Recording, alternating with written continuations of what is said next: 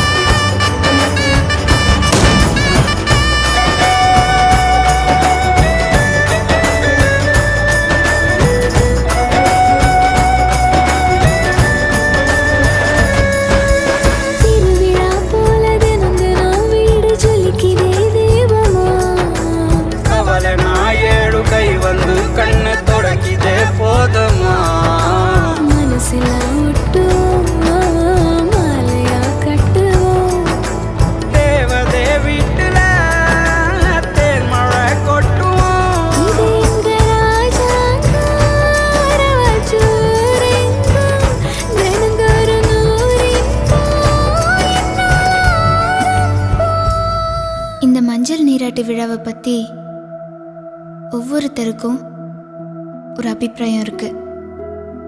என்னை பொறுத்த வரைக்கும் நாம் இந்த உலகத்தில் ஒரு குழந்தையா பிறந்து